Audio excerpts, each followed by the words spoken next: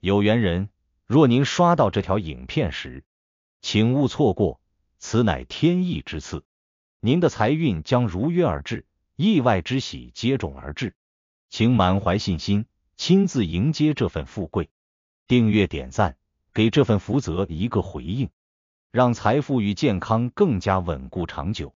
有福之人在留言區評論一句接財接好運，為家人和孩子接下這份好運，願你闔家歡樂，事業順利，疾病與霉運永遠遠離你們的生活。今天要分享的內容是1978年屬馬人年底守運指南。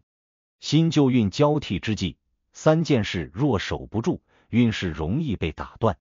1978年出生的屬馬人，走到今年年底這個時間點，說一句實在話，真的是站在一個非常微妙也非常關鍵的運勢分水嶺上。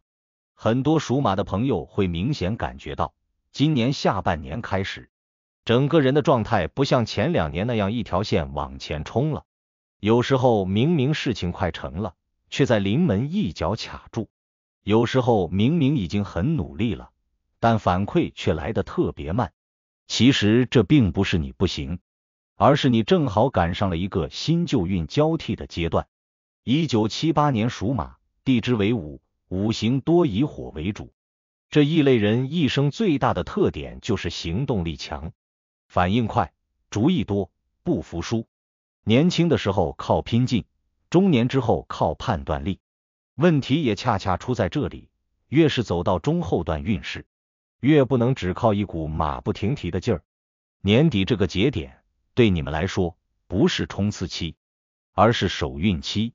所謂守運，並不是讓你什麼都不做，而是要守住已經到手的東西，守住正在醞釀的機會，守住原本應該延續下去的好運氣。可偏偏在新舊運交替的時候，最容易發生的就是運勢被人為打斷，而不是自然走完。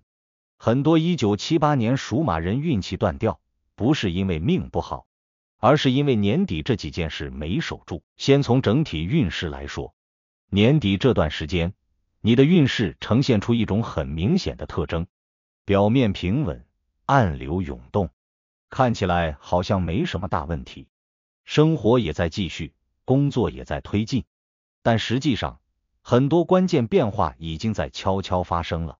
火屬性的人在這種階段，最怕的不是慢，而是亂。一亂，氣就散；一散，原本該銜接上的新運就接不上了。你會發現，年底這段時間，你特別容易被外界打亂節奏，別人一句話、一個決定、一個臨時變化，就能影響你原本的計劃。以前你可能不太在意這些，但今年年底，凡是打亂你節奏的事情，背後幾乎都和運勢消耗有關。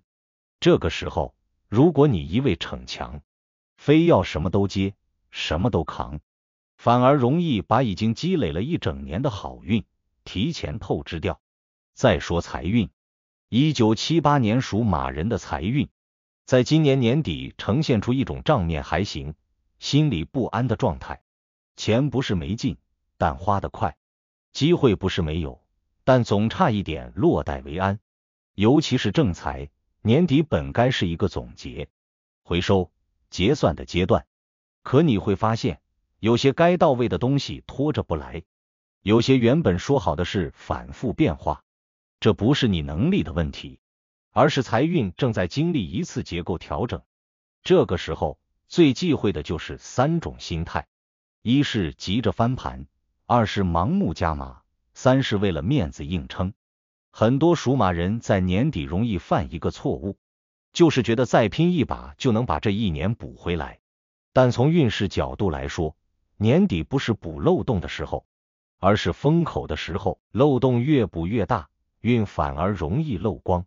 五行上看，火在年底階段本就容易遇到水氣冲刷，情緒、判斷力、耐心都會受到影響。你可能会发现自己比平时更容易烦躁，更容易对人不耐煩，也更容易在金錢和人情之間做出不理性的選擇。如果這個時候沒有刻意去穩住情緒，那些看似不起眼的小決定，往往會在明年放大成大問題。再說人際和事業，1978年屬馬人一生貴人不少，但貴人運在年底是篩選型的，不是增加型的。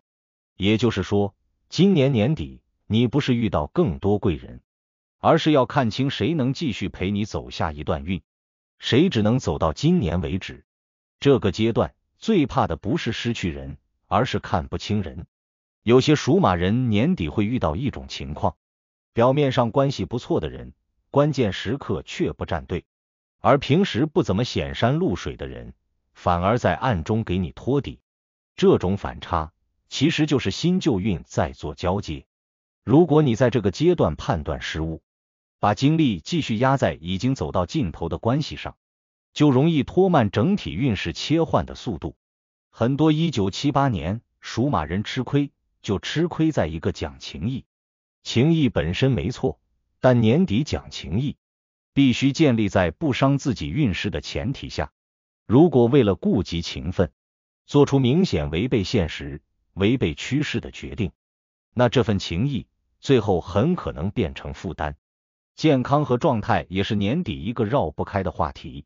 火旺之人最怕虛火，年底熬夜多、應酬多、操心多，很容易出現明明沒大病，但整個人提不起勁的狀態。這種狀態一旦持續，就會影響判斷力，而判斷力一出問題，財運、事業、人際都會跟着走偏。所以年底對你來說，身體不是小事，而是守運的根本。說到底，1978年屬馬人年底這一關，真正要守住的，並不是外在的東西，而是內在的穩定。新運要來之前，往往會先讓舊運鬆動。如果你在這個時候穩不住，急着做決定，急着求結果，急着證明自己，就很容易在交替點踩空。很多人會問，為什麼明明已經很努力了，運卻感覺接不上？原因很簡單，新運不是靠搶來的，而是靠留出來的。你給自己留多少空間，新運才能進來多少。年底這段時間，如果你能主動放慢節奏，減少無謂消耗，把已經到手的東西看緊，把不確定的風險關小，那麼明年你會明顯感覺到很多事情開始順了。尤其是1978年的屬馬人，已經走過了靠蠻力打天下的階段，接下來拼的是判斷、取捨和耐力。年底這幾個月，你做對的每一次克制，都會在下一階段放大成回報。你犯的每一次衝動，也都會在未來被放大成代價。所以，與其問年底還能不能再衝一把，不如問自己，這一年走到現在，有什麼是必須守住的，有什麼是該放下的。守得住，運就不斷；守不住，看似熱鬧，實則透支。如果您覺得本期視頻對您有幫助，別忘了評論、點讚、分享加訂閱頻道。在接下來的視頻將繼續揭示幾千年生肖文化密碼背後所孕育的哪些命運和神秘信息。願您在未來的發展道路上，每一步都穩健而有力，確保前行的每一步都堅實可靠。